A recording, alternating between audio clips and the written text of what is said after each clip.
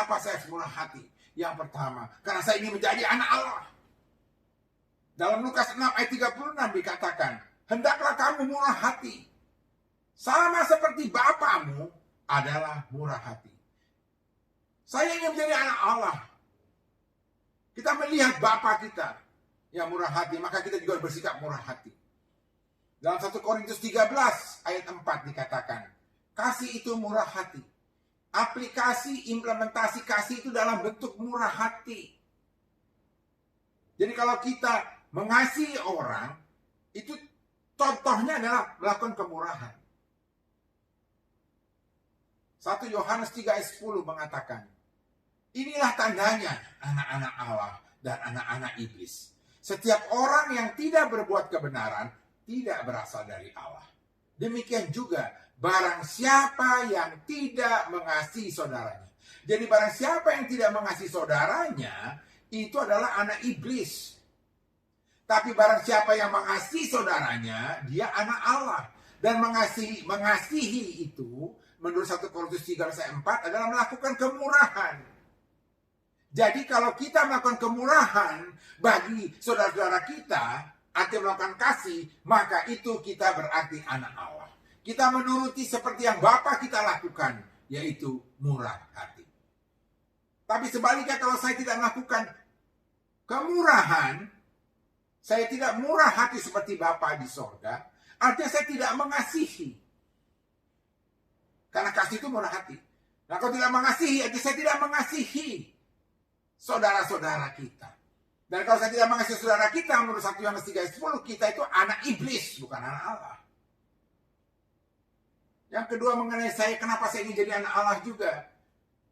Dengan bermurah hati, sesuai dengan Roma 8 ayat 15. Tapi kamu telah menerima roh yang menjadikan kamu anak Allah. Oleh roh itu kita berseru, ya Aba, ya Bapa. Saya ingin memanggil Allah yang Maha Kuasa itu, ya Aba, ya Bapa. Tapi syaratnya kalau saya katakan saya mau panggil Allah itu dengan ya Aba, ya Bapa, saya harus dipenuhi oleh roh. Saya menerima roh itu. Maka saya masih mengatakan ya Aba, ya Bapa. Dan kalau saya sudah menjadi anak Allah, maka saya juga akan berlaku seperti Bapa kita, yaitu melakukan kemurahan. Tapi sebaliknya kalau saya tidak murah hati, seperti yang Bapa kita lakukan dalam Lukas 6:36, di mana Bapa adalah murah hati. Layakkah kita memanggil Allah dengan ya Aba, ya Bapa, yang berkenan di hadapan Allah. Yang Allah berkenan, saya memanggilnya ya Aba, ya Bapa. Apakah kita juga sudah benar-benar menerima roh? Itu menjadi pertanyaan. Karena kalau saya sudah benar-benar menerima roh, menjadi anak Allah, saya mengatakan ya Aba, ya Bapa, saya akan melakukan kemurahan. Karena itulah karakter Allah. Yang ketiga, sebagai anak Allah, sesuai dengan Galatia 3 ayat 26. Sebab kamu semua adalah anak-anak Allah karena iman dalam Yesus Kristus. Saya ingin beriman pada Yesus Kristus, supaya saya menjadi anak-anak Allah. Karena saya hanya bisa jadi anak Allah karena beriman pada Yesus Kristus. Sehingga saya menjadi anak Allah dan akan berkarakter seperti Bapa, yaitu murah hati. Tapi kalau saya sampai tidak melakukan kemurahan, maka perlu dipertanyakan, apakah benar saya beriman pada Kristus? Karena kalau beriman pada Kristus, saya menjadi anak Allah, maka saya pasti bermurah hati.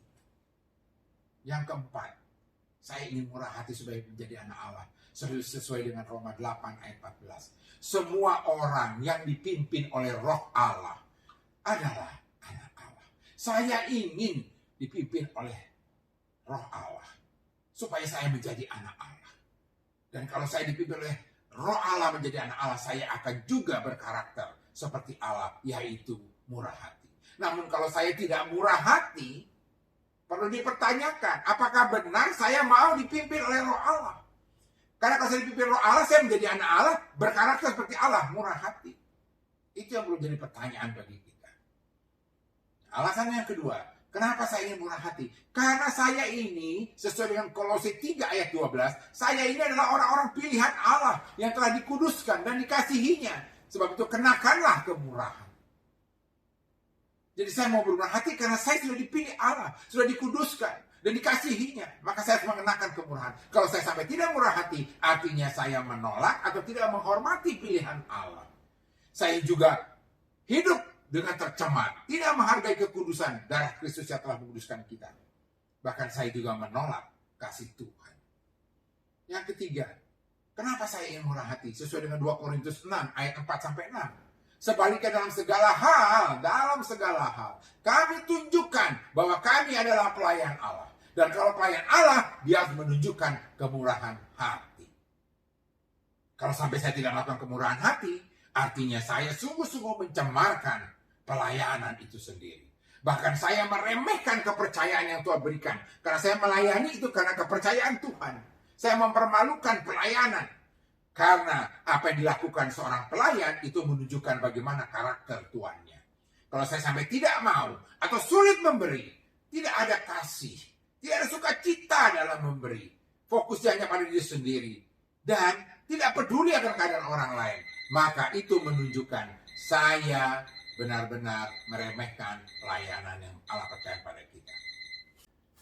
Yang keempat, kenapa saya ingin murah hati? Karena saya sudah menerima kasih karunia. Sesuai dengan 2 Korintus 8 ayat 1-3 mengenai jemaat di Makedonia. Karena saya sudah menerima kasih karunia. Saya merasakan kasih karunia Tuhan. Keselamatan yang Tuhan berikan pada saya. Itu jauh lebih berharga dari segala macam yang ada di dunia ini. Bahkan jemaat di Makedonia, karena begitu fokusnya pada kasih karunia Tuhan yang sudah dia berikan. Keselamatan yang sudah Tuhan berikan. Pengenalan akan Yesus yang sudah mereka terima. Mereka menganggap yang namanya segala macam pencobaan. Berbagai pencobaan berat pun. Segala macam penderitaan, bahkan kemiskinan. Itu tidak ada artinya apa-apa. Dibandingkan kasih karunia, keselamatan yang Tuhan berikan.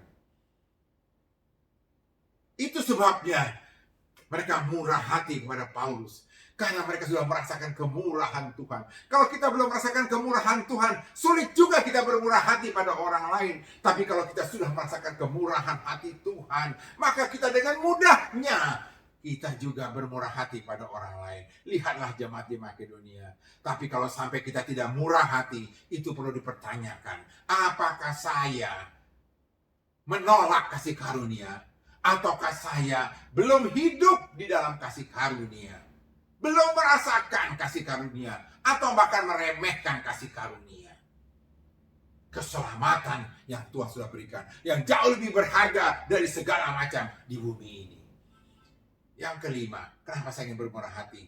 Supaya saya dapat bagian dalam kerajaan Allah. Dalam 1 Korintus 6 ayat 10. Demikian juga Galatia 5 ayat 9-21 dikatakan. Bahwa orang yang kikir itu tidak murah hati, ya, pelit, itu tidak akan mendapat bagian dalam kerajaan Allah. Saya mau mendapat bagian dalam kerajaan Allah, maka saya tidak akan pelit, tidak akan kikir, saya akan bermurah hati.